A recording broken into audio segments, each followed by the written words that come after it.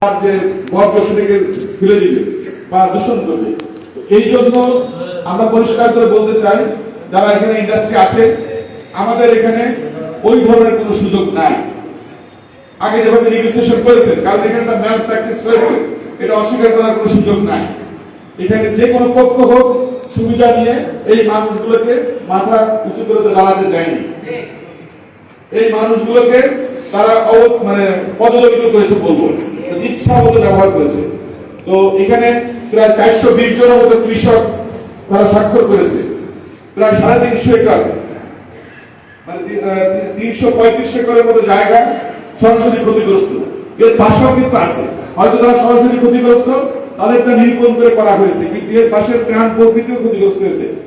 আমি একজন পরিবেশ কর্মী হিসেবে এতটুকু বুঝি, যখন একটা দূষণ হয় তখন আশেপাশের পরিবেশ অনেক দূর যায়। হয়তো 15 বছরে এতটুকু হয়েছে, আগামী 15 বছরে এর প্রতিক্রিয়া আরো অনেক দূর যাবে, যদি আমরা এটাকে এখনই এটা নিয়ন্ত্রণ করতে না পারি, এটা লাগাম টানে ধরতে না পারি। তো সেই জন্য আমি সবাইকে বলবো, যেহেতু আপনাদের নির্বাচিত সরকার, আপনাদের নির্বাচিত প্রতিনিধি উদ্যোগটা নিয়েছেন, আপনারা চেষ্টা করবেন ওনাকে সহযোগিতা করার জন্য সঠিক তথ্যপত্র দিয়ে। এখানে কোন অবস্থায় যেন আরেকজনের প্রতি ব্ল্যাকমেইল করার জন্য বা কোন রকম খারাপ কিছু না করা হয়, যে সঠিক সেটা করবেন, তাহলে আমাদের কাজ করতে সুবিধা হবে। কারণ আপনারা রং ইনফরমেশন দিলেন, দেখা গেল ওটার জন্য একটা সঠিক ইনফরমেশন আমরা দিব না।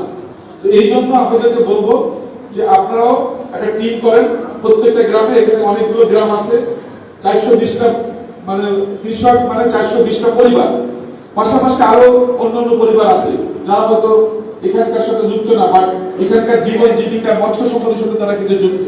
হয়তো জমি নাই, কিন্তু সে তো বিলের আগে মাছ ধরতো, তারও কিন্তু হ্যাম্পার হচ্ছে। এই মানুষগুলোর সংখ্যা কিন্তু আরো বেশি, এবং সেগুলো যদি আরো হয় তাহলে হাজার খানেক পরিবারের মতো হয়তো ক্ষতিগ্রস্ত হচ্ছে, প্রত্যক্ষ পরোক্ষভাবে। তো আমি আপনাদের অনুরোধ করবো যে বর্তমান সরকার, যেহেতু আপনাদের নির্বাচিত সরকার, বিগত 15 বছর 17 বছর কি হয়েছে সেটা নিয়ে আমরা কথা বলতে চাই না।